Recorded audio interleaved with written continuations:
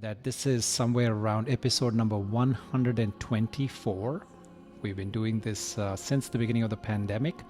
I started going live right when the shutdown happened in March of 2020. And I thought we all thought it's going to be for a month, 2 months, 3 months. And here we are 3 years, almost 3 years later. The show goes on.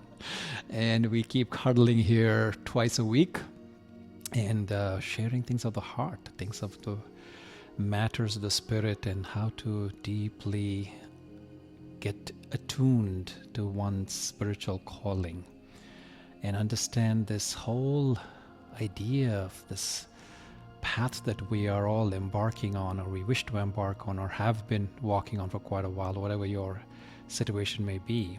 Understanding these mysteries of life, trying to gradually look underneath the skin, peel them, and try to make sense of it and say, how is this what I'm going through? What is this trying to tell me? What is the bigger message here? So for those of you who are very new to this channel, if you have never heard, or if you just stumbled upon this by chance, I want to go ahead and introduce myself.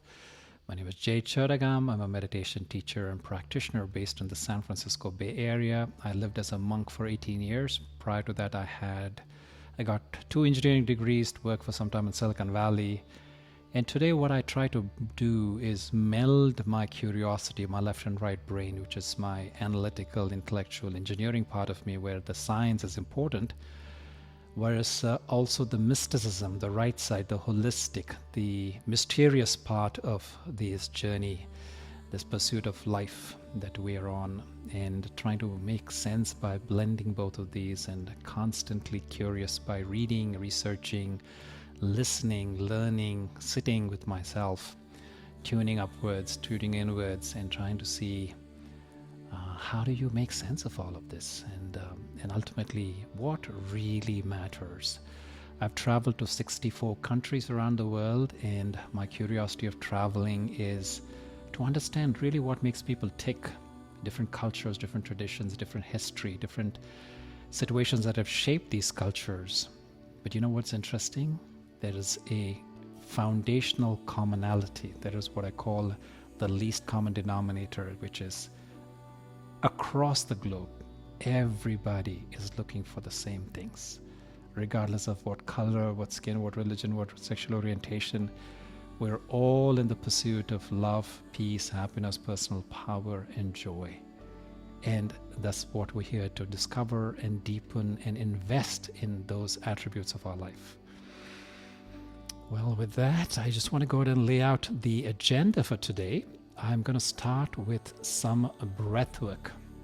I'm going to do some sonic resonance, which is going to stand on top of the breath work on pranayama that I have been doing for the last several years, I guess.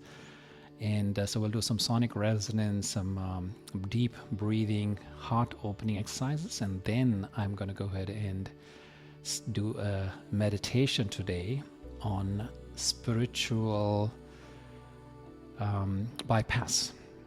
So we're going to see how people use spirituality as a way to avoid what's truly happening, and how that can be extremely damaging for one's own journey and for one's own life experience.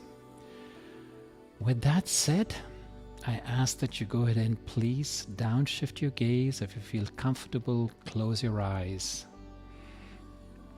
I want to start off with some deep belly breathing.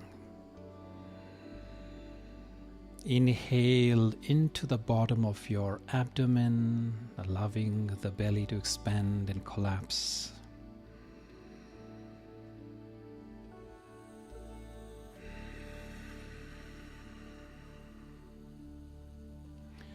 And as you're inhaling,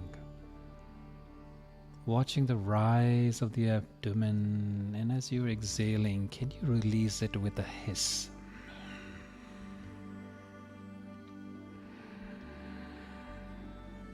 Inhaling nice and deep through the nostrils, and exhaling through the nostrils as well.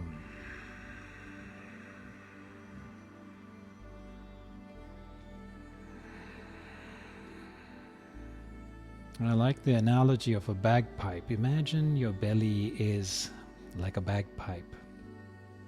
You allow it to soften and expand, take in as much air as you possibly can, and then squeeze, allowing that bagpipe to release every ounce of air.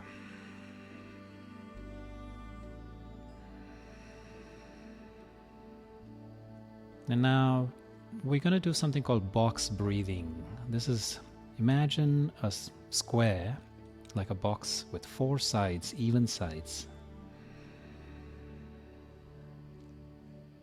4 count inhale, 4 count retention, hold, 4 count exhale, and 4 count hold. So I'll do the counting, you do the breathing. So let's start. Inhale, 2, 3, 4. Hold, 2, 3, 4. Exhale, 2, 3, 4. Hold, 2, 3, 4. Inhale, 2, 3, 4. Hold, 2, 3, 4. Exhale, 2, 3, 4. Hold, 2, 3, 4. Last one. Inhale, 2, 3, 4. Hold, 2, 3, 4. Exhale, 2, 3, 4. Hold, 2, 3, 4. Now, what we're going to do is inhale for same for a count of 4. Hold for a count of 4. Exhaling twice as long for a count of 8. And again, holding for a count of 4. Together, inhale, 2, 3, 4. Hold, 2, 3, 4. Exhale, 2, 3, 4, 5, 6, 7, 8. Hold, 2, 3, 4. Inhale, 2, 3, 4. Hold, 2, 3, 4. Exhale, 2, 3, 4, 5, 6, 7, 8. Inhale, 2, 3, 4. Hold, 2, 3, 4. Exhale, 2, 3, 4, 5, 6, 7, 8. And hold, 2, 3, 4. Inhale, 2, 3, 4. Hold, 2, 3, 4. Exhale, 2, 3, 4, 5, 6, 7, 8. And hold, 2, 3, 4. Now come back to regular breathing, which is a cadence of 5 in and 5 out.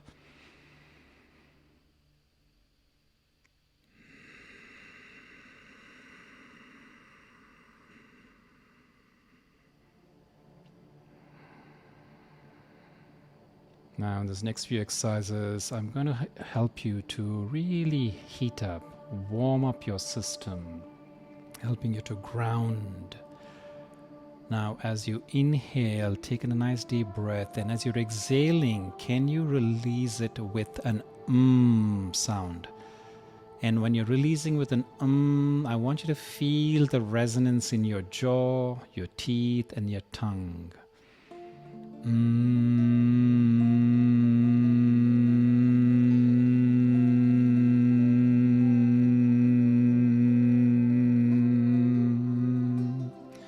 Taking a nice breath in. Let's do a few more rounds of this. Any pitch you want to go. Sending that sound inward as you're humming out the Sending the sound back towards you, towards home, allowing it to ground you.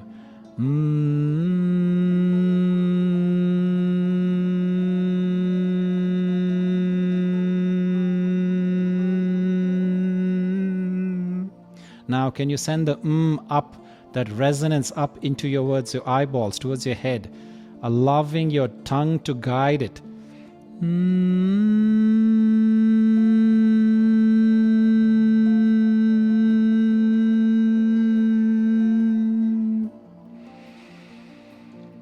And now, as we take in another deep breath, this time let's let out the air, the bagpipe, squeeze it out with an ah. Any sound of ah that comes out, anything that comes out naturally for you. Ah.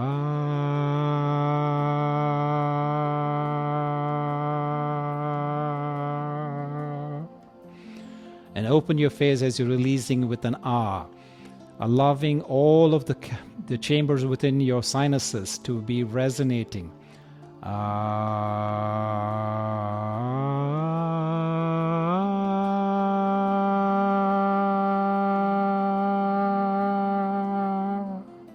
And let it just flow. Let all the tension, all the weakness fall out. Let all that you're feeling inside be expressed.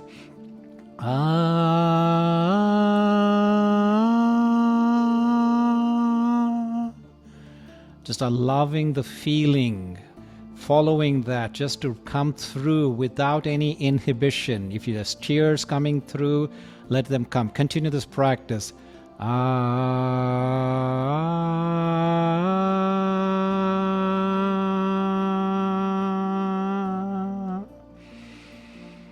And this time, as you're breathing in, raise your shoulders, and as you drop them, release them with a sigh of an ah, with a low ah.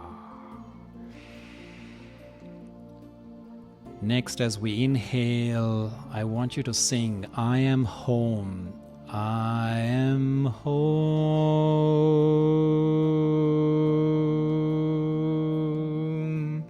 Just inviting yourself to be home as you repeat this a few more times. I am home.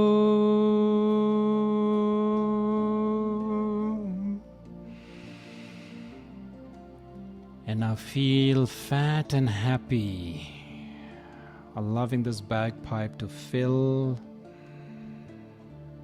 and just exhaling out slowly as you squeeze with your abdominal muscles.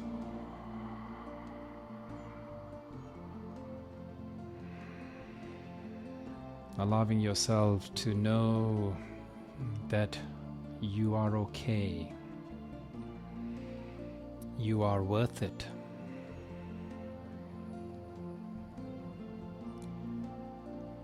You explore yourself in this process and be willing and open for whatever needs to unfold, whatever's hidden away in this deep crevices to reveal itself, to be okay and to be intimate with looking inside and being comfortable with who you are.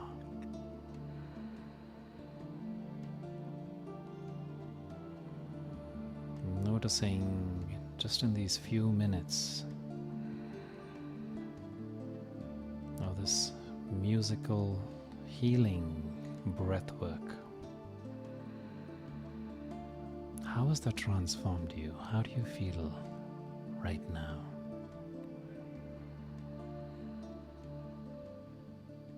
Notice the ease of your breath.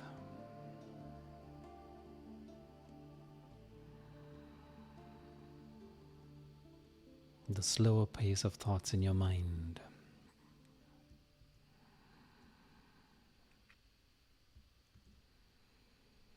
And the lightness that you may be feeling in your entire body.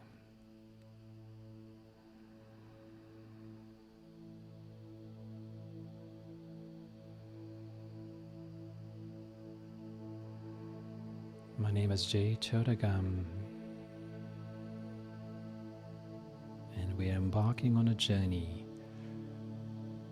to understand spiritual bypassing. I invite you to close your eyes, be comfortable. Either you're laying down or sitting up. In both cases, I want you to keep your spine as straight as possible.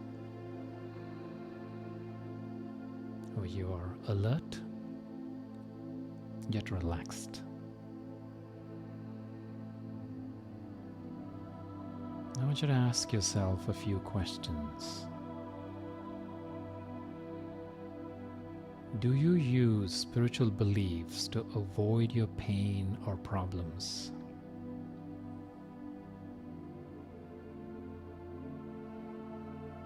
Do you feel like the spiritual you is different from the embodied you?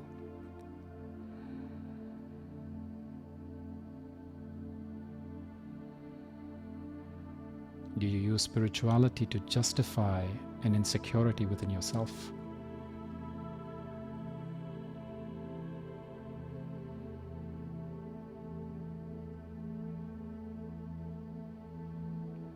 Do you use spirituality to avoid looking at things in your reality that you would rather think did not exist?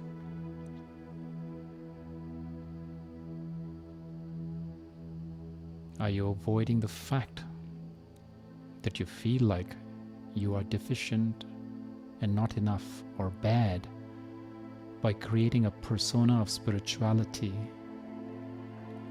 and feeling it is important to be transcendent?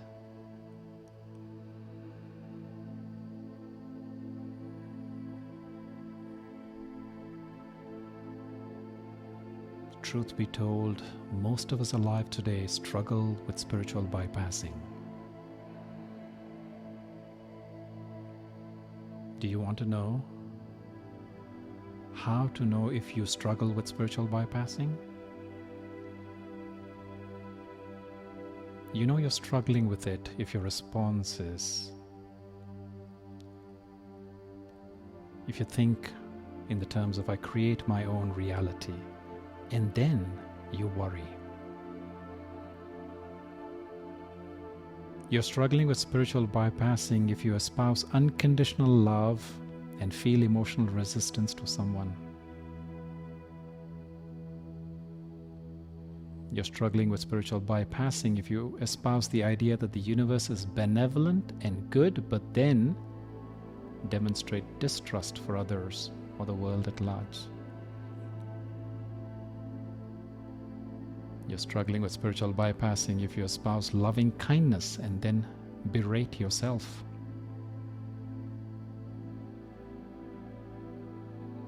If there is any kind of split within you between your spiritual principles and the actuality of how you feel or act, then you're struggling with spiritual bypassing. And if you struggle with spiritual bypassing, the real work is in authenticity.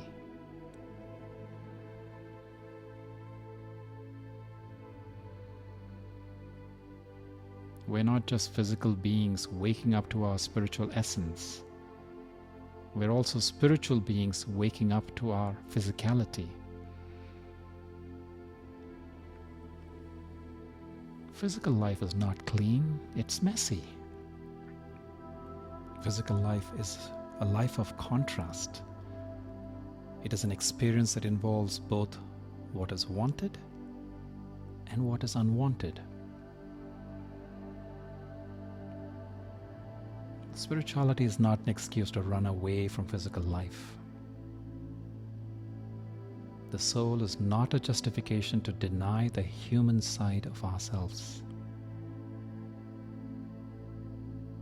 Spiritual principles are not an excuse to avoid the unhealed aspects of your psyche and your pain.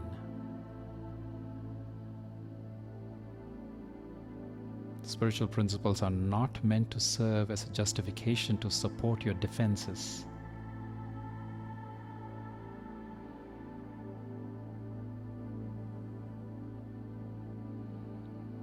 In order to avoid the trap of spiritual bypassing, we need to be brave enough to admit how we feel, what we want, what we don't want, what we like, and what we don't like. We need to be willing to risk admitting to where we are and who we are, even if we think that we are, or who we are, or what we are, isn't good or enough.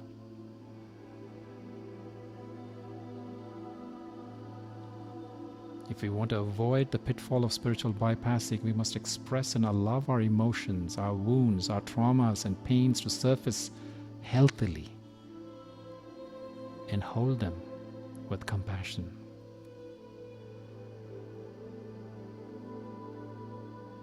Make a conscious effort to allow instead of suppressing your emotions and not judge them when they arise. We often turn to bypassing to cope with our internal pain and suffering. And very common bypassing includes addiction to food, alcohol, drugs, shopping, sex, work, focusing on others, and diverting attention away from yourself.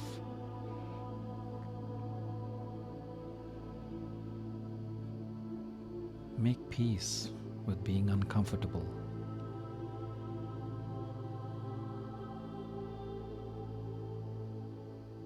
And if you're numbing yourself inside out, this energy lingers and creates a breeding ground for other issues to arise and manifest.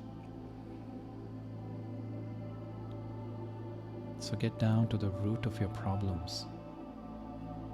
The journey through life is not always one of bliss. And you haven't gotten life wrong if you're not in perfect bliss.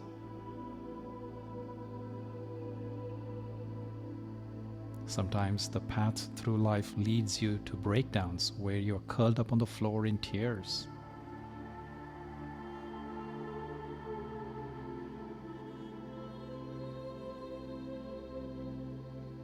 In order to avoid the trap of spiritual bypassing, we need to apply what we learn to our life. Spiritual and self-help information is relatively abstract. Attending workshops, talks, reading books, going to yoga and meditation classes, etc. are good tools. However, tools are of no use if they aren't used. Take action by applying what you are learning from these modalities consistently. Integrate them into your daily life. If these ideas remain abstract and merely intellectualized, they aren't going to help you to create long-lasting and permanent change.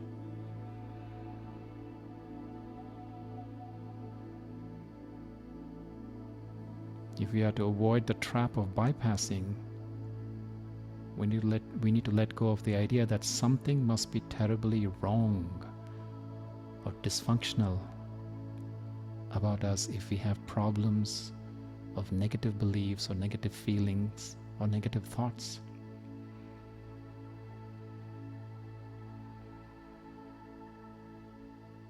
Everyone has personal struggles to work through. I mean, everyone. When we judge our problems or feelings or negativity as wrong, we suddenly have a motive for spiritual bypassing. We put on a facade where we are not okay. We want to be good and right, but we can only achieve that goodness or rightness by being inauthentic.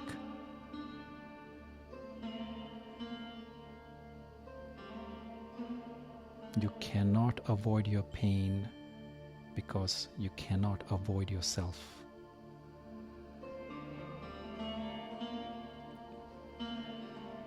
Anything you try to avoid will haunt you. It will return again and again until it is so large that you cannot avoid it.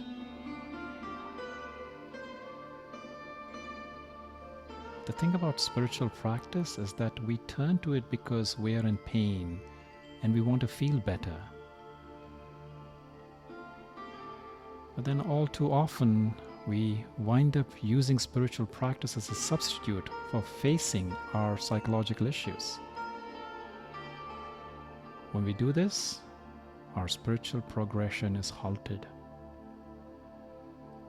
We cannot move forward on our path of spirituality by lying to ourselves anymore that we can reach our destination on a map if we are unwilling to admit to where we are at first.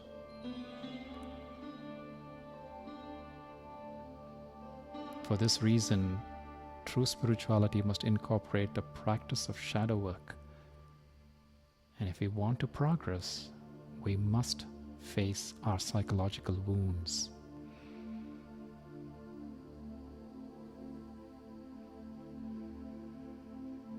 If you want to feel better and enjoy your life more, dare to face your pain. Dare to be authentic.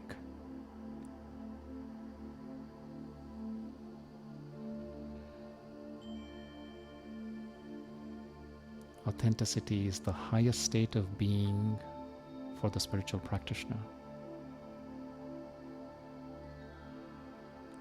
In the years to come, authenticity will become the replacement for enlightenment as the true goal of spiritual practice.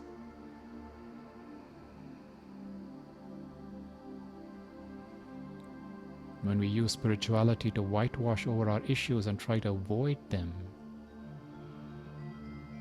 we use the goal of spiritual transcendence to try to rise above the raw and messy and the real side of human life before we have fully faced and made peace with it. This can be seen as premature and false spiritual transcendence. It is one of the major pitfalls or occupational hazards of walking the path of spirituality.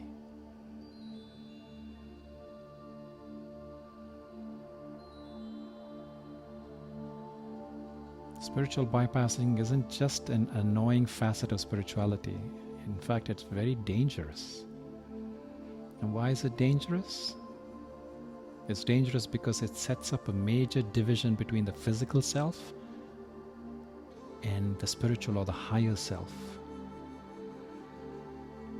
creating a definable split between where one really is and where one thinks they should be.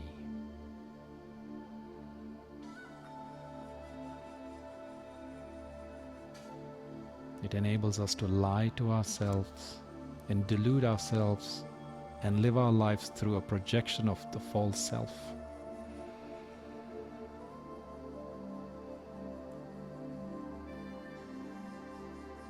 We cannot heal unless we are willing to admit to where we are and who we are.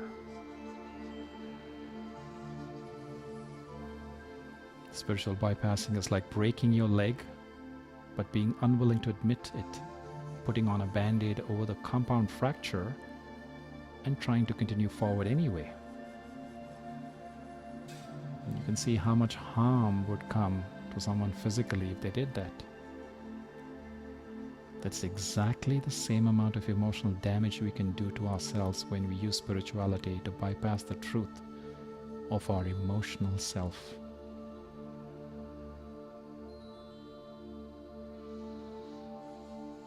We need to take time to face and move through and heal our emotional pain in the same way that we need to take time to face the fact that our leg is broken, reset the bone, and spend time healing the leg before we're able to truly move forward.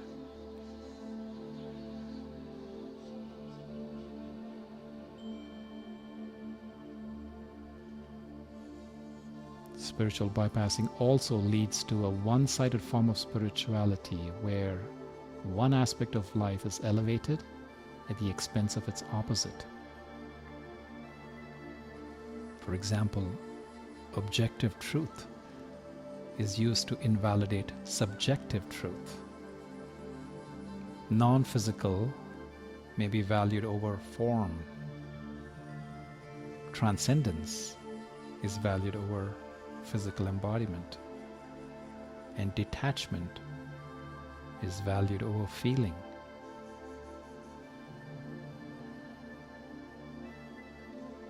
This behavior of valuing one side of polarity over the other gives rise to extremely damaging experiences. For example, one might try to practice emotional detachment from others by suppressing one's need for love and becoming independently self-loving. But this only drives the need to be loved by others underground, so that it often becomes unconsciously acted out in covert and manipulative ways.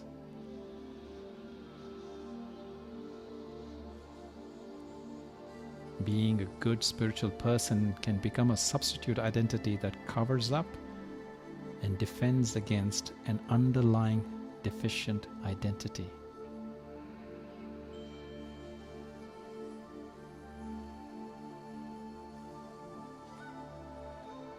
The spiritual idea we have of ourselves is used to whitewash over the truth of our true concept of ourselves, which is that we feel badly about ourselves.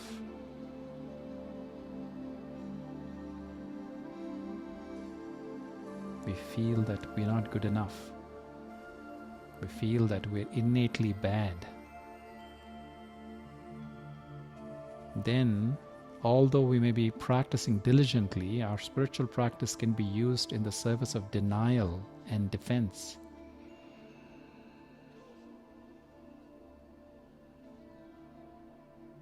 And when spiritual practice is used to bypass our real-life human issues, our spirituality becomes compartmentalized.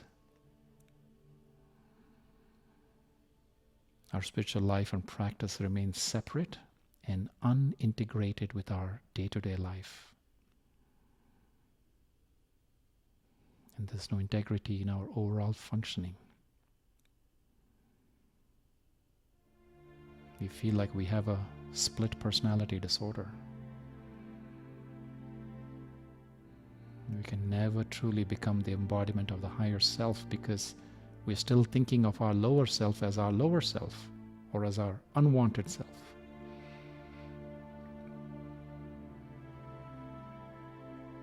Our spiritual practice cannot ever fully penetrate our life and make us feel good if we are using spiritual principles to avoid ourselves or avoid our pain.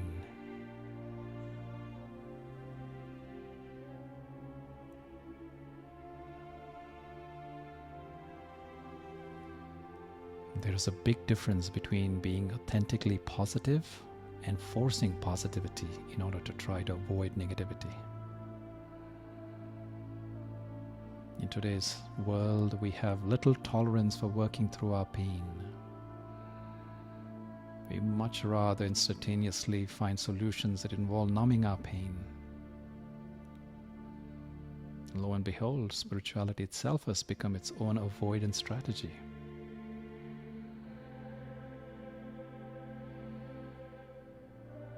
When we turn away from our pain or away from wherever we are abandoning ourselves. We resist the very thing we are trying to avoid, and so we guarantee that it will come up in our realities again, only this time bigger.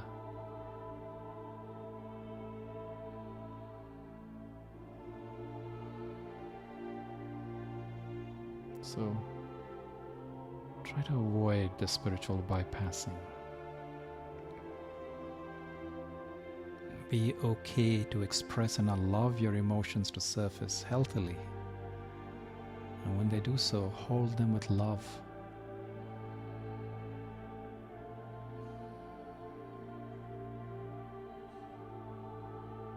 Make peace with being uncomfortable.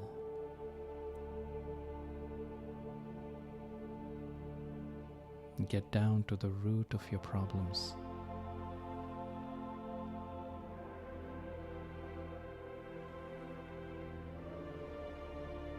And let go of the idea that something is wrong with you if you're thinking negative thoughts or being negative.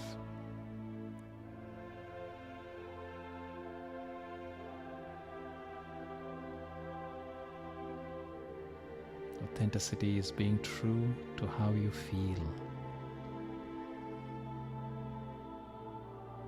healing cannot come from a place of inauthenticity.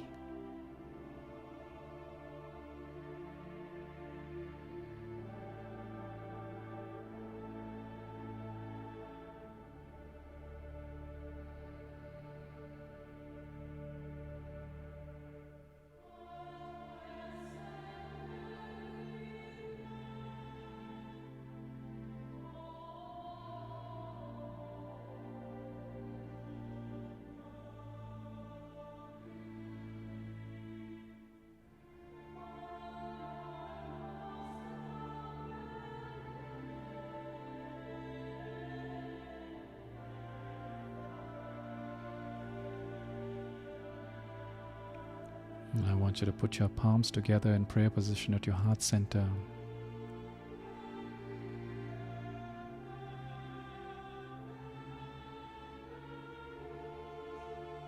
Then ask yourself,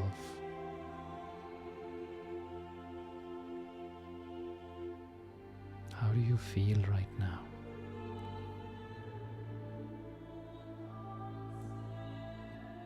And what, if anything, is waiting to bubble up from deep within inside your being?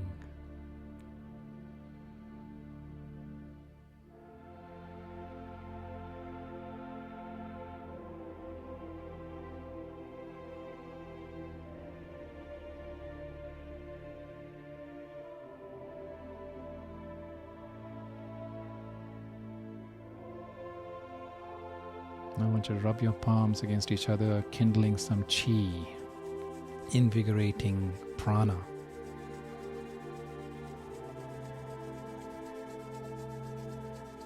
Nice brisk rub. And when you feel a nice warm ball of energy kindled up between your palms, I want you to go ahead and cup both your eyes, one with each palm. And bless yourself.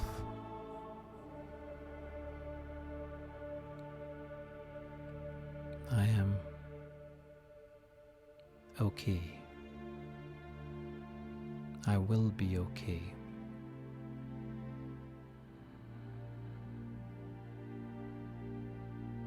I am safe.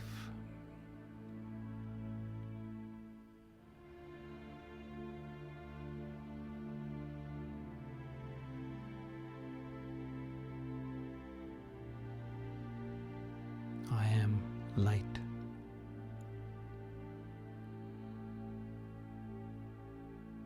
I am.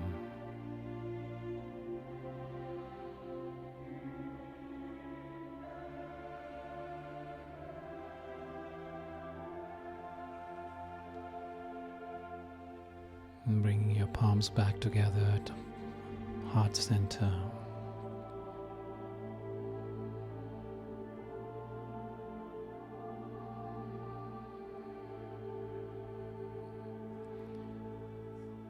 I would like for you to share how you're feeling right now in one word. Please go ahead and drop that one word in the comments.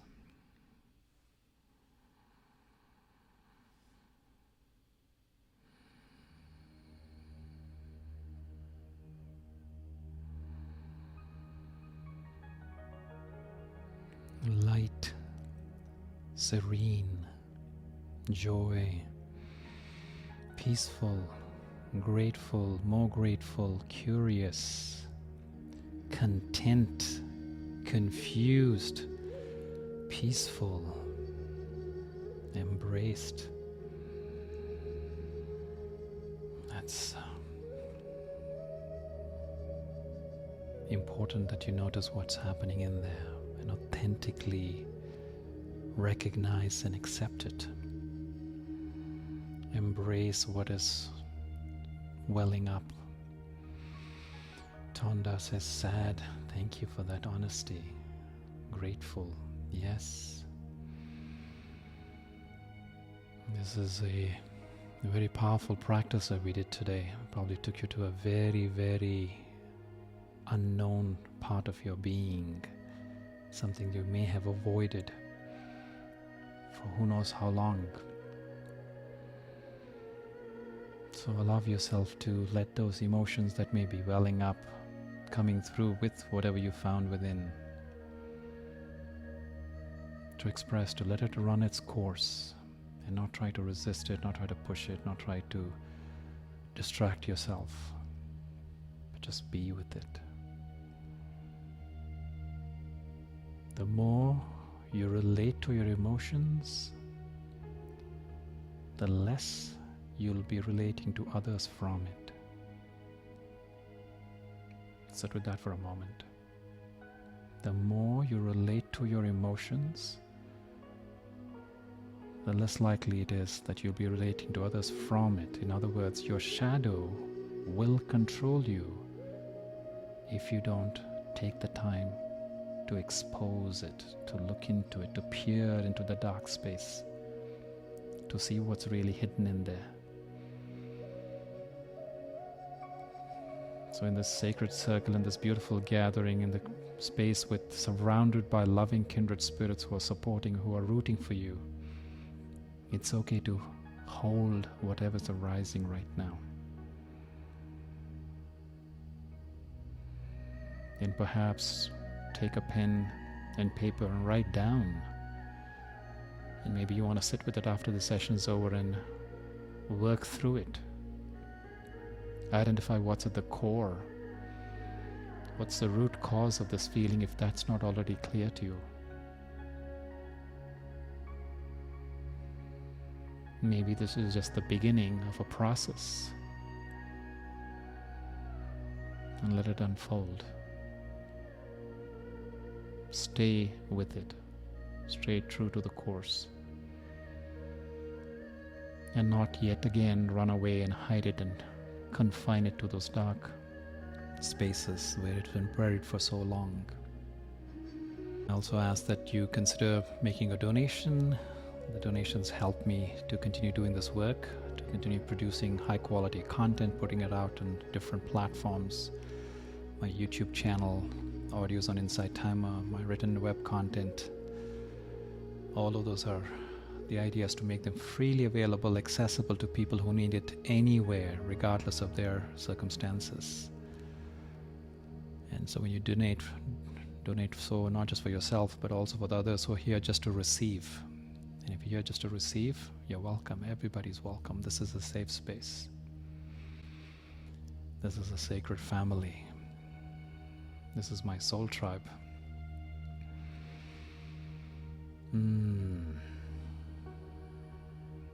Yeah, I appreciate your honesty and sincerity, Tonda.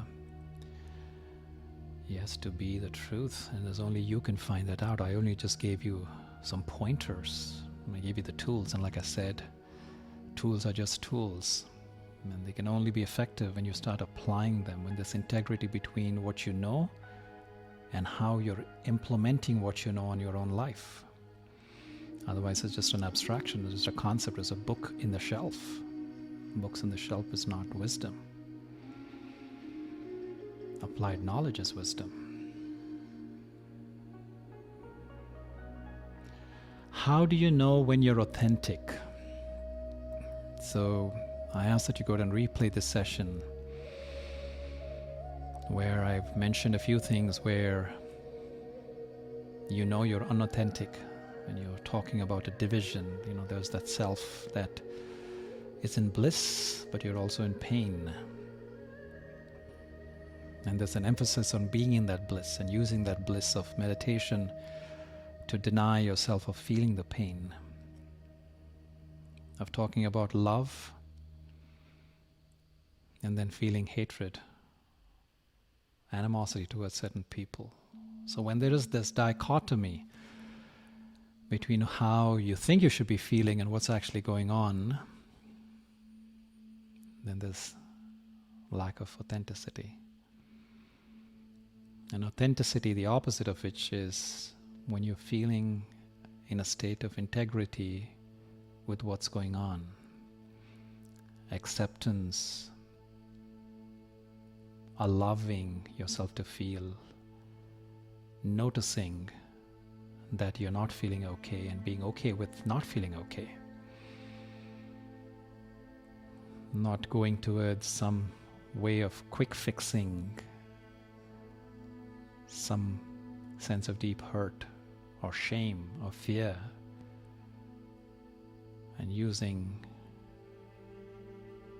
this quick fix methods, as I mentioned about trying to heal a broken leg with a simple band-aid. No, it takes time. It takes work. And it may be a very unpleasant process to become that authentic self.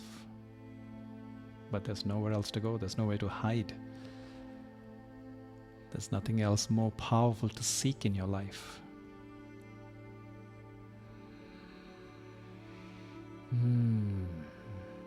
Yes, and I don't expect this 50 minutes that you've been with me to have completely everything that I've said to sink in. So that's why I put out the recordings, and I highly encourage you to please replay this over and over, because our addiction to that distraction is so deeply embedded within ourselves, cemented into our psyche. The way of living in this modern era is avoid pain and pursue pleasure. Life is better with Coca-Cola, right?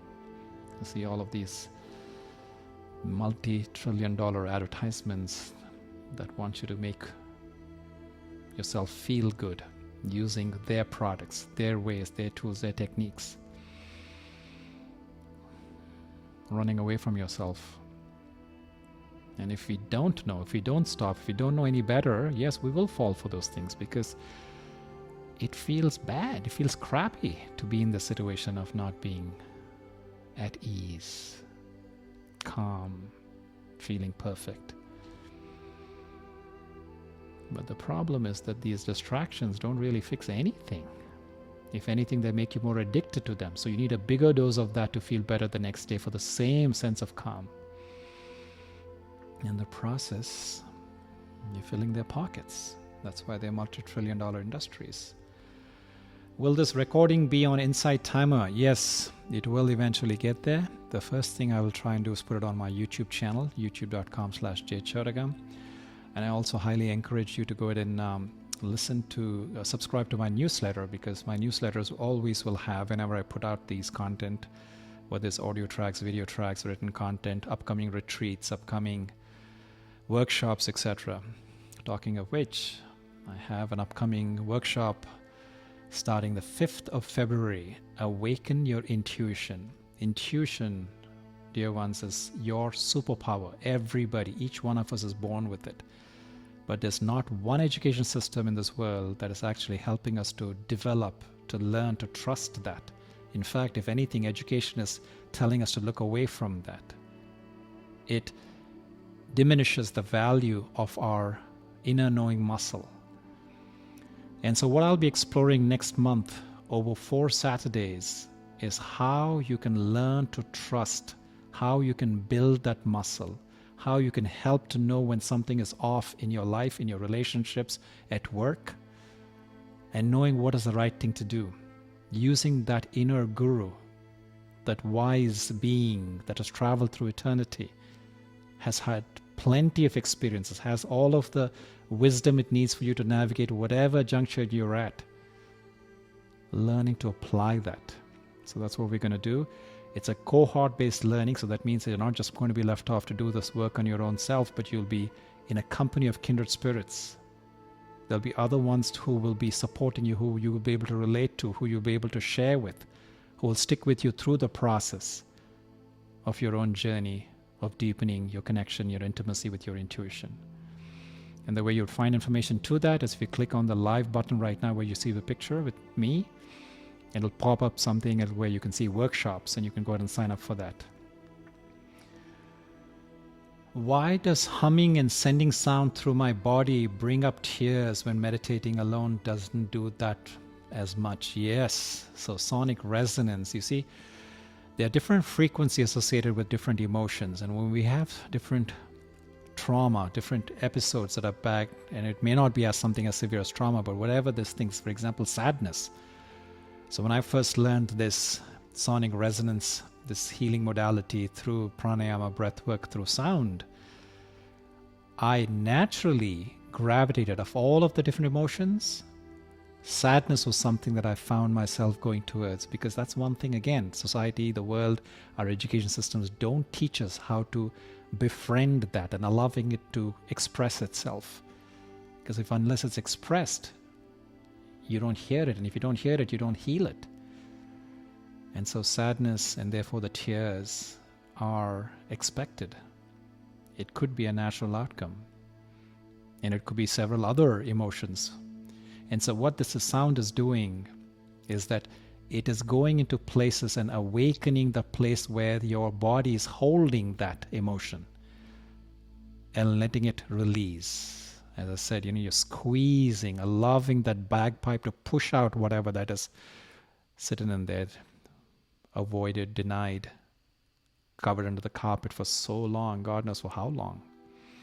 So yes, indeed. So if you're feeling that, it's very natural, very normal. Now I ask you to do this.